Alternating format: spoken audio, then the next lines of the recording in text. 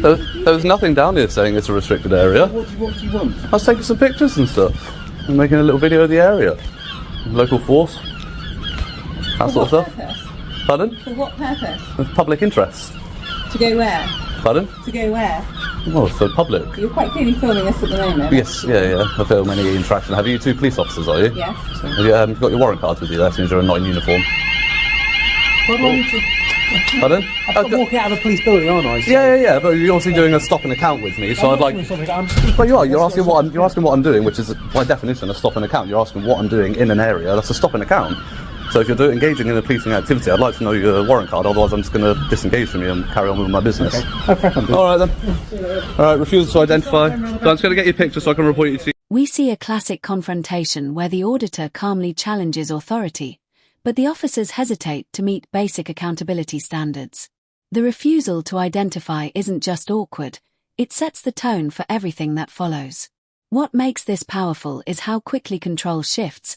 Instead of compliance, we get resistance, and that raises a serious question about transparency right from the start.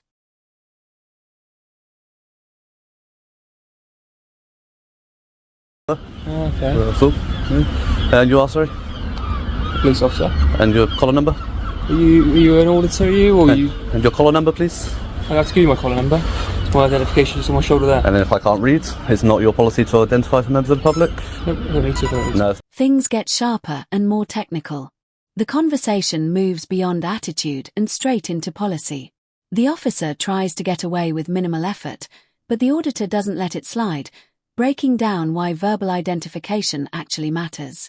This is where the gap between what should happen and what is happening becomes obvious, and you can feel the pressure building as logic starts to outweigh authority. Okay, have they sorted that? Yeah, they closed the window. Okay. Fine. Yeah, it's so simple as that.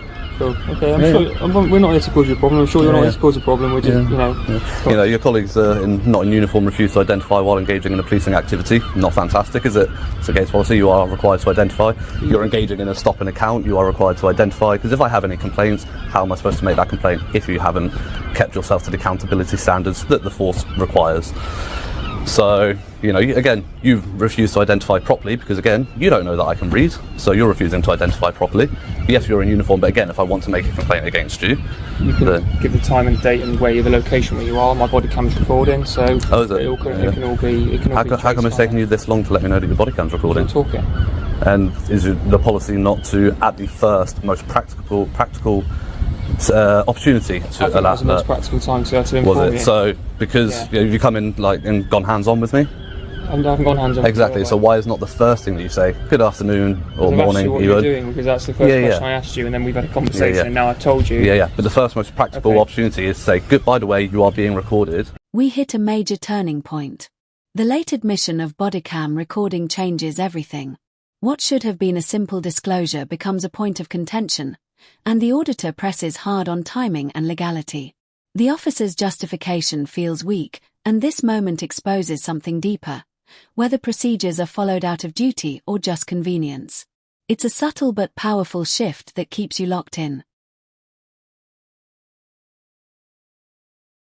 See, the only situation where it's not practicable at the first opportunity is if you're going into a hands-on situation. Any other time, there is no reason, and this has been dealt with in the tribunal by the tribunal that deals with the Reaper Act, that the first most practical opportunity is when you approach somebody. If you have your camera on or you turn it on, if you approach with your camera on, you should alert them when you approach, unless you're going hands-on. If you turn it on whilst engaging in a conversation, you should turn it on, and then once it's recording, so it's stated on the camera, by the way, you are being recorded for my safety and your safety, blah, blah, blah. You have the right to do it, same way that I have the right to do it. It's not a problem. It's the notification that's the problem. Okay. You know. I've notified you at a time that I think is practical, so I've done that, so it's fine. Okay, you can justify that to a tribunal. It's fine, no worries. So what are you so you're going to try to identify yourself properly yet? No, I'm happy. You're happy, yeah? Yeah. Would you like to identify yourself, or would you like a complaint as well, sir? So, can I ask you a question? Before my colleague steps in, so my name is PC2376. Thank you, so that's how it's done, thank you. My colleague there was obviously made aware that the window was open. Yeah. And he's got concerns because of data protection and that. that you might have recorded something on your phone from the screens? If there is anything, I'm not sure if there is or not. If anything is captured on there, that will be evidence for me to report that to the Information Commissioner's office, because obviously the onus of data protection is on the organisation, not on... This is where things flip completely. The officer attempts to turn the situation around by raising data protection concerns, but the auditor counters with a clear, grounded understanding of the law. Suddenly, the blame doesn't stick, and the responsibility lands right back on the police. This part stands out because it's not emotional, it's precise, controlled, and shows how knowledge can completely change the direction of an encounter. We are trying to work on that, but unfortunately, you have to do with what you've got to that. Yeah. Even a bit of signage saying no unauthorised access beyond this point would go a long way, because I do respect signs like that. No, okay. I did have a look around, and there is nothing there. I will genuinely take that to the senior leadership team, because I think that is fair enough. Yeah, absolutely. They are trying to redo everything, financially, we have to wait until the budget. That's why it's quite a small town, isn't it? Lower priority. I get it. Yeah. We get shoved right to the bottom type of thing. We're right on the borders, between different forces and that. So it is totally, I understand where you're coming from, and I'll pass it on to the senior leadership. Thank you, I appreciate that. I've just got concerns about the data protection that's on that video. Do you know what I mean? Because that's somebody else's private stuff and that. Yeah, absolutely. And we obviously learn from things like that. So you've pointed it out, they've closed the window, it is really hot in there, we've got no air conditioning. Again, I completely understand that, but obviously data protection takes priority over that, unfortunately. You can get a fan in there, and I understand, I've worked in many various locations where health and safety data protection takes priority over that. Does that go live? Is that a live? It's not, I'm not live streaming, no. If there is something, would you delete that? Not necessarily delete it, but I would make it anonymous. I would blur it out if there is anything, if I were to post it anywhere. Yeah, but absolutely. It's not their fault, you know what I mean? No, of course. I've raised the issue I've raised the issue of data protection, and obviously I raise it as an issue because I do see it as an issue. I'm not going to go share that information. That would be very hypocritical of me, wouldn't it? Absolutely. So if there is anything captured on the camera, it won't be made available to the public. It will be forwarded to the ICO. That's fine. Yeah. Can I take your details? No, can I'm okay. Can I take your name? No, I'm alright. Just first name, so I know who I'm speaking to. No, I'm alright. Thank you. So you've got my calling number, but I can't take yours. Yeah, but as a Crown servant, obviously you have issues of accountability when dealing with members of the public, and that's why.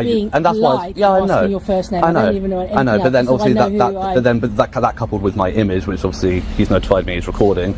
Obviously we do that because I'm open and honest. You know what I mean? Yeah. We record things so that you can see what we do. And we can absolutely. See, I completely agree with the use of body cameras. Completely. That's the thing is that I can't hide saying, oh no, I didn't say this man, or this man didn't say anything. No, exactly the same reason why I record any interaction I have with you as well. Yeah, that's why we record everything. I protect my back with the amount of people have said we do things. Of course, we don't. Yeah. You know, but with your collar number and that, obviously, you're bound. You have to identify. You did it correctly verbally because you can't guarantee that I can read. You know what I mean? But you have to wear that for accountability reasons. That's why I'm entitled to have that, because you're dealing with. We get the full payoff. The interaction slows down, but the tension doesn't disappear. Some officers begin to comply, identifying themselves properly, while one continues to resist, and that contrast says everything. The auditor stays composed, pushes accountability to the end, and even signals a formal complaint. It wraps up not with chaos, but with a clear message about professionalism, responsibility, and trust. If you found this breakdown valuable,